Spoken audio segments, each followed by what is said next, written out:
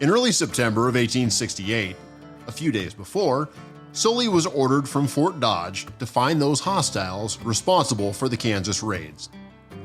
During this time, a wagon guard from Fort Dodge, sent to Fort Larned to secure the post's mail, was struck by a large war party near Little Coon Creek. The men hastily threw up a barricade using the wagon and several dead horses. As the battle continued, 3 of the men were seriously wounded. The attackers repeatedly sent waves of horsemen against the stronghold, but the little group continued to hold out until nightfall. As darkness set in, the only man not wounded, Corporal Patrick O'Boyle of the 7th Cavalry, volunteered to take the remaining horse and ride to Fort Dodge for help. On his departure, he threw his weapons to his fellow troopers with the advice, "Here, boys, you want them more than I do." After a hard ride, during which 4 braves pursued the corporal within a mile of the post, help was quickly gathered and the wounded men were relieved from attack. Private James Goodwin had received a gunshot wound in the shoulder. Private John O'Donnell had suffered bullet wounds in the thigh, neck, and face, and Private Charles Fatton had wounds in one arm and his buttocks. Can you tell us the circumstances behind the Battle of Little Coon Creek and how one man earned the Medal of Honor for his bravery? Yeah, this is a very interesting story that I uncovered in my research, and I had it in my book, Cheyenne War. And then, after a book comes out, you do further research, and I found descendants, Leander Herron, and got further information. And this is just a fascinating story. It's September 2nd. And actually, Patrick O'Boyle, Patty O'Boyle, was a friend of his in Company B of the 7th Cavalry and was stationed at Fort Dodge. And Leander Herron was a corporal of the 3rd Infantry stationed at Fort Larned. Now, while this outbreak's going on, all this stuff in August right now, this is less than a month later. It's still going on. Wars all over the place. 21 people have reported killed in late August in Colorado by the Colorado governor at that time. And I know the stories of many of them. So there was no telegraph between Fort Larned and Fort Dodge. They were about 65 miles apart. The water source that connected the 2 posts was the Coon Creek. About halfway between them, Little Coon Creek goes into Coon Creek. And there was a kind of a post, an outpost for protection and stuff. It had a sergeant and 10 men. And there were no trees. There was only buffalo chips for wood. So wagon details would occasionally, when they could, bring on a wagon load of wood that they could burn on their camp stove for cooking. And that's what the wood detail was bringing up from Fort Dodge when Corporal Herron was sent with dispatches down to Fort Dodge. You always went at night.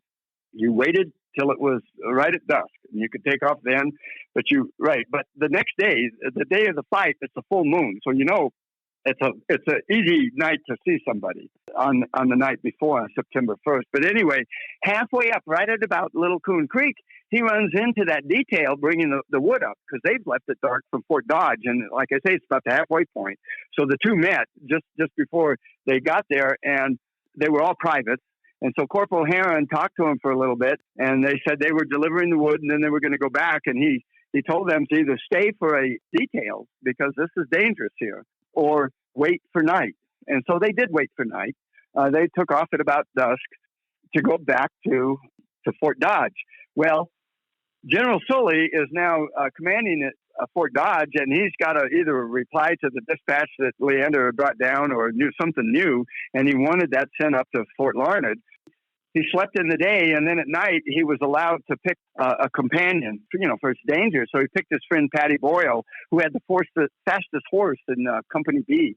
So they're coming up, and there are 2 routes that you can take. They call the wet route and the dry route. The wet route follows the creek. It's shorter, but you can get mired in mud and that sort of thing. And the dry route is up on the ground, and it's about 10 miles longer. Well, that's where they're going at night. That's where the wagon train's going. They're getting the wood and all that.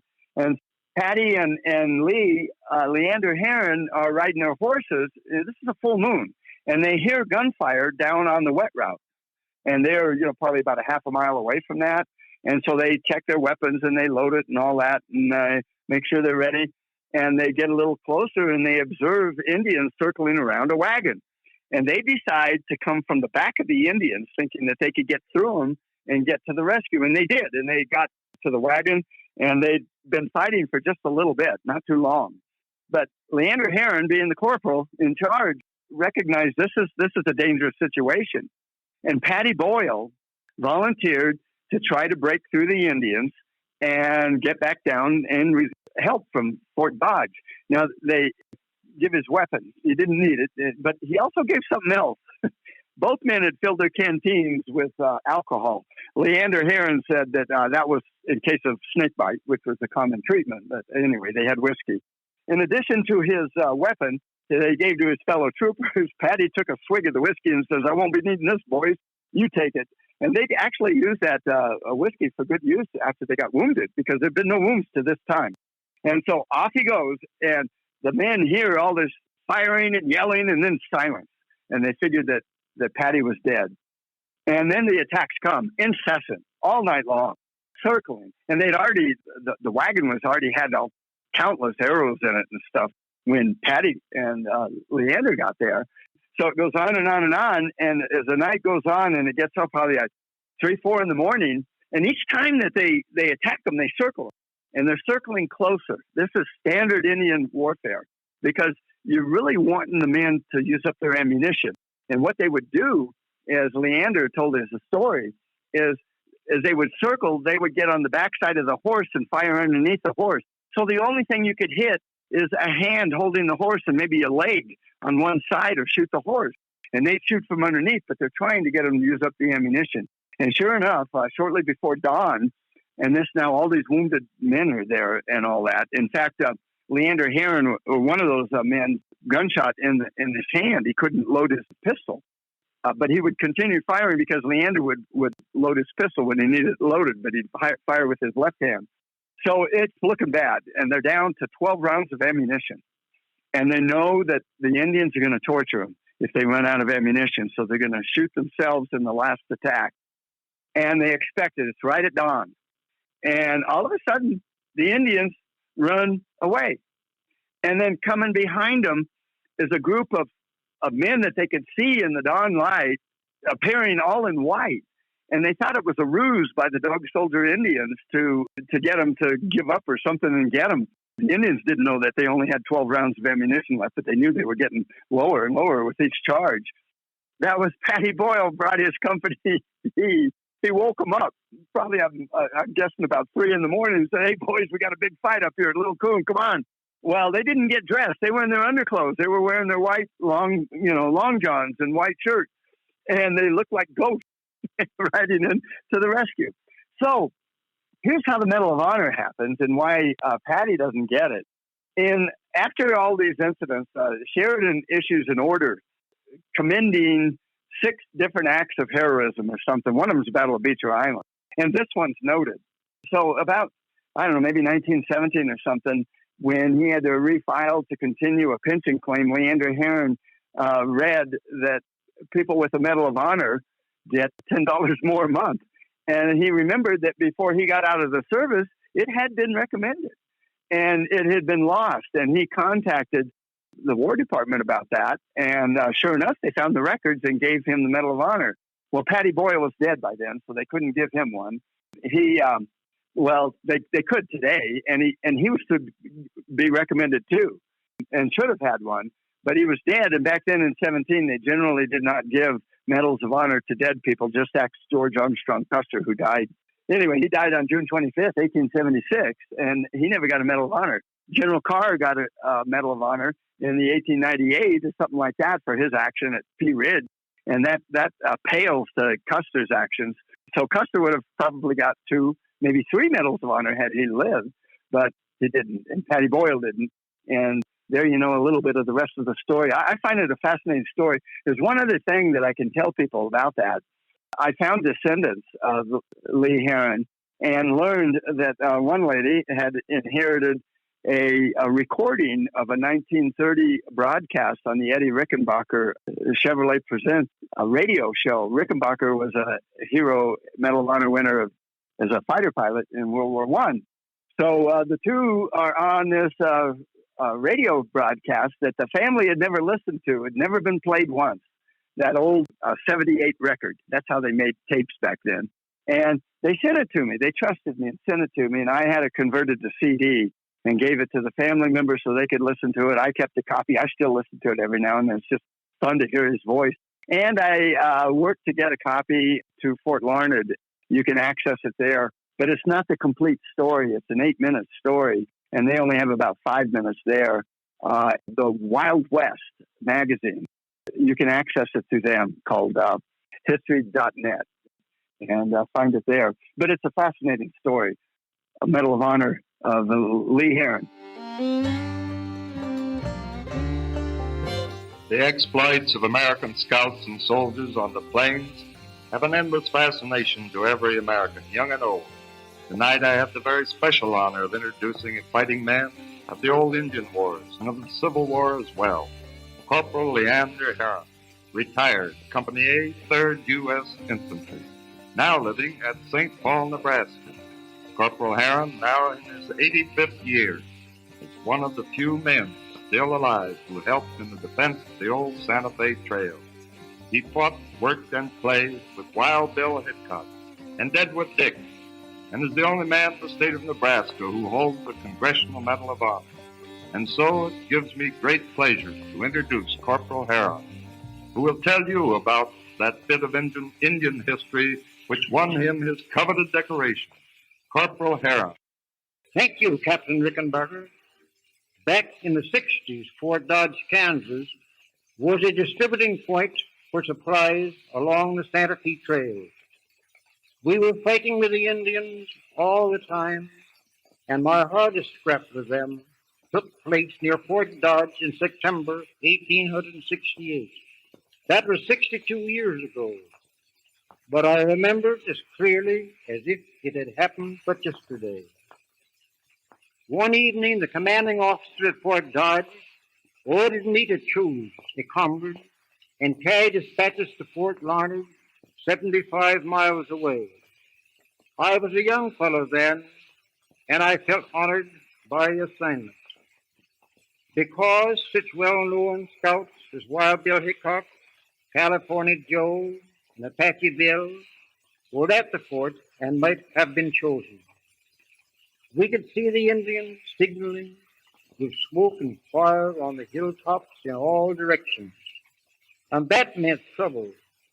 So I picked Patty Boyle, a tried and true friend, and a brave man to come along with me. That sounds like a tough assignment, Corporal. It was, Captain, but that night we managed to sneak out of the fort and were well on our way. When up near Little Coon Creek, we heard rifle fire and the blood-curdling yells of the Indians. We swung away from the trail, and there, huddled in a ravine, were 4 men and a mule team. The crack and flash of rifles around the edge of the ravine showed that the Indians had been in a pocket. We were on an important mission. Our orders were to proceed to Fort Larned with all possible speed, but I just couldn't see those white men massacred. So we spurred our horses and cut through the circle of Indians and joined the little group in the ravine. I sent Boyle, who had the best horse, back to the fort for help. The brave fellow plunged down the ravine, which opened out on the plains, and although it was night, the Indians somehow saw him and went whooping after him.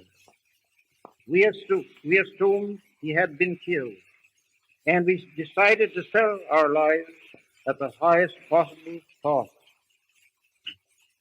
The Indians kept rushing us on their horses, hanging on the far side of the mount, so that we had only a leg and an arm to shoot at. Soon we began to suffer casualties. One of our men was tomahawked in a hand-to-hand combat with a husky brave. Bullets and arrows disabled the others, so that 2 of us had to bear the brunt of the defense. Then our ammunition began to run low. The Indians were making smaller and smaller circles around us, and it looked like the end had arrived. Then, just as they seemed to be preparing for the final rush, a body of horsemen in white appeared. At first, we thought they were Indians in disguise, but they called out in English, and when the leader galloped up, it was Boyle, at the head of his squadron from the 7th United States Cavalry. Why the white uniforms, Corporal Herron? It wasn't uniforms, Captain. The garrison of the fort had been asleep when Boyle arrived, and they jumped from their bunks and rushed to our rescue in their night shirts and underwear. Strange to say, I came through without a scratch. I didn't count the number of times the wagon was struck, but those who did told me that it was hit 500 times with bullets and arrows, and those arrows were sticking out like quills on a porcupine. A truly wonderful story, Corporal Herron, and certainly one that fulfills the Medal of Honor provision as being above and beyond the call of duty.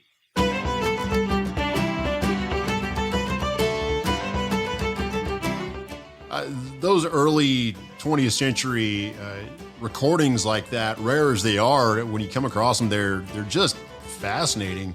Yeah. And getting an insight to people who lived before our modern technology. Yes. Talking about that, it's Yes. a fascinating record. Thank you very much, Jeff. That is a fantastic review. That's it for now. If you'd like to purchase any of Jeff's books, you can check out the links on the description page of this podcast.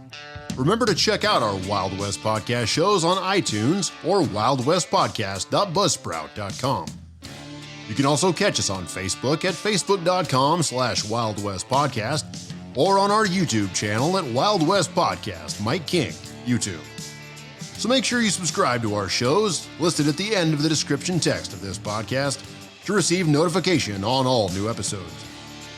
Thanks for listening to our podcast. If you have any comments or want to add to our series, please write us at wildwestpodcast@gmail.com. We will share your thoughts as they apply to future episodes.